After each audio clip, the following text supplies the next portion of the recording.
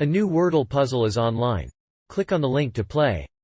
Listening to the following video may give you clues. Please like and share the videos. The family of a Texas woman on death row holds out in the Melissa Lucio case. The Innocence Project claims that a jury erred in finding Melissa Lucio guilty of murder. The jury was not aware that Lucio was raped, sexually assaulted, and even abused by her mother's two partners. The report also claims that Lucio's home was not kept clean. But the state medical examiner ruled in Lucio's favor, despite the sex abuse she suffered. The Innocence Project notes that a state medical examiner performed a thorough autopsy, and that the testimony of one juror expressed regret over the verdict. Melissa Lucio's conciliatory statement to the jury was a confession to homicide. If this conviction holds up, Melissa Lucio deserves a new trial. She was repeatedly abused as a child and became a child bride at 16. She was trapped in a dysfunctional marriage, which only encouraged her substance abuse and addiction. Her husband abandoned her and their children, and her next partner repeatedly raped her and threatened to kill her. Nevertheless, Melissa Lucio continued to live a life of crime. Her children were deprived of a loving mother, a father, a loving wife, and a loving sister. A lifelong victim of sexual abuse, Melissa Lucio's statement to the jury was not an innocent one. At age 6, she was sexually abused by her family. This continued until her age of 16 when she was sold to a new husband. Her second husband was a violent alcoholic who abandoned her 5 children. Because of her wrongful conviction, Melissa Lucio's family was divided and the children were placed in state custody. Although the prosecution manipulated her conciliatory statement to the jury, Ms. Lucio was still found guilty. The prosecution misconstrued her conciliatory statement to the jury as a confession to homicide. The prosecution failed to investigate her past, including her history of domestic violence and child sexual abuse. The defense attorney did not provide the jury with any evidence of this history of abuse. In addition, the district attorney objected to expert testimony that corroborates Ms. Lucio's guilt. Her mother's partners sexually assaulted, abused and raped her. The abuse and neglect of Melissa Lucio's mother and other male partners began when she was a child, and the trauma continued well into adulthood. When she was 6, Lucio was sexually abused by her mother's live-in boyfriend. When she was 16, she married an older man and gave birth to 5 children. In 2004, her first husband left her in foster care, and Lucio struggled with poverty and homelessness. Her second husband, a violent drug addict, also had a history of physical abuse against Lucio during her childhood. Lucio was subjected to several different abusive relationships, including her mother's boyfriends. She gave birth to twins while in prison, and she reenacted these experiences to protect herself from sex abuse. In 2016, a petition filed by Melissa Lucio's mother to the Inter-American Commission on Human Rights, IACHR, alleging that her mother sexually assaulted, abused, and raped her was denied a fair trial. The IACHR granted a new trial to Melissa Lucio and found that her rights were violated. The prosecution and the defense failed to investigate Melissa Lucio's background. Because she had no criminal record, the prosecution misinterpreted her conciliatory statement and the police failed to investigate her past history. Ultimately, the prosecution and defense failed to prove guilt after a 5-hour trial. The prosecution's defense lawyer was unable to introduce any evidence of abuse from the child's parents. Her children were placed in foster care.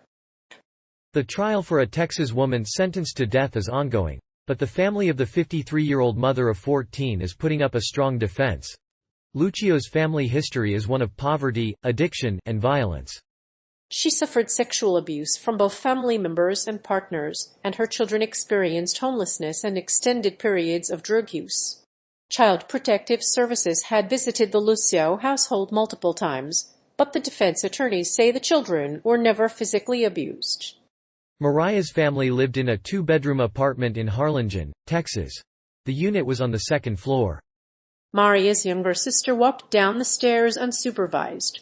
She wore special shoes for her foot deformity. Despite the circumstances, the family had plans to move to a newer building. Mariah's sister, Sonia Chavez, told investigators that her mother had been abusive and her children were being neglected. Lucio and her children were taken from their mother when Lucio was just 16.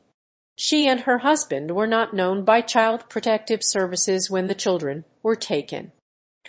The children never saw their parents as abusive. Lucio and Alvarez had 11 children, including Mariah, the youngest. The family was living in poverty and struggled with drug addiction, but the two children returned after a few years of visitation. Lucio had to undergo drug tests and was clean the night of her daughter's death. Her home was not clean. The death penalty is back on the political agenda, and the family of a Texas woman on death row is holding out. Melissa Lucio was sentenced to death in 2014 for the capital murder of her boyfriend. She was homeless and poor, and had been sexually abused multiple times.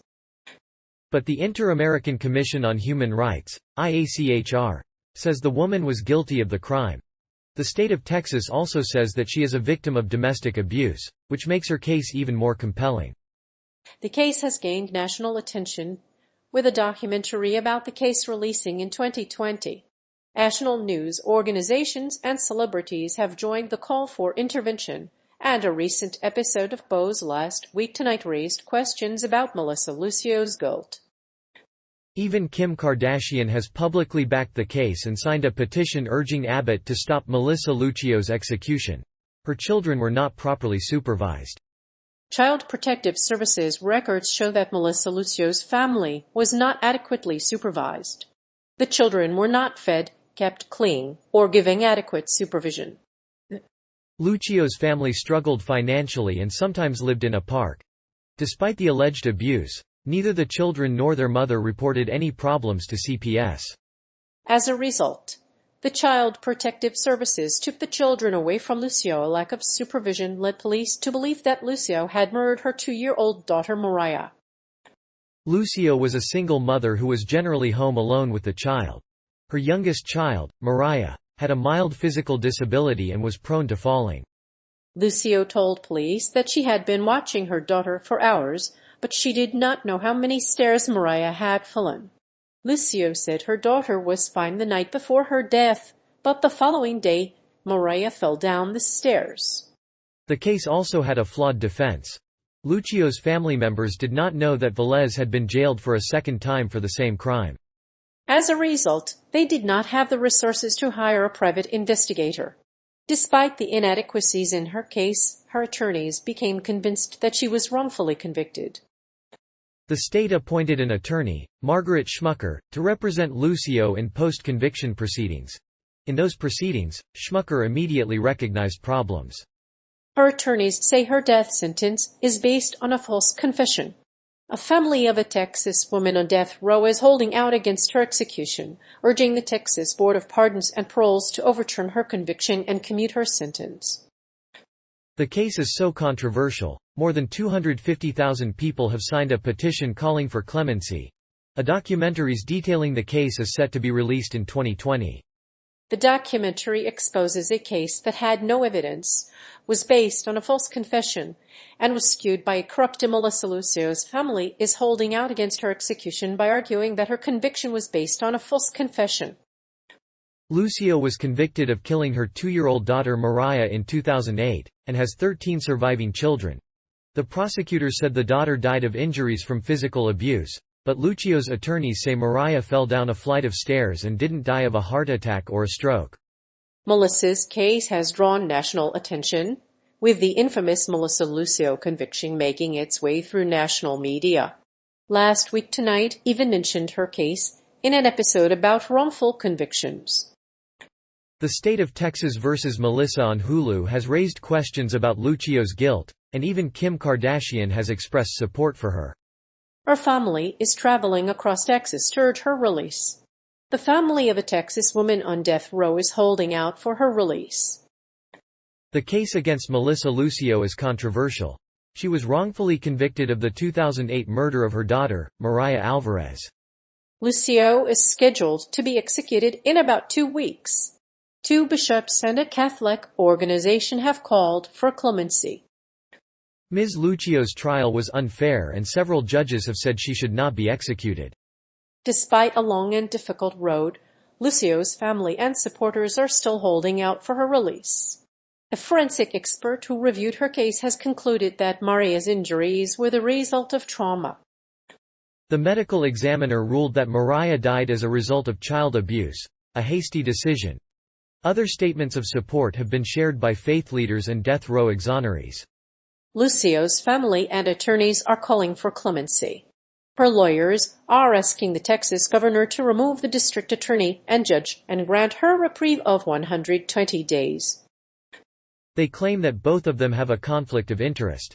If the Texas death penalty is overturned, the family and attorneys of Lucio hope to win a commutation of her sentence.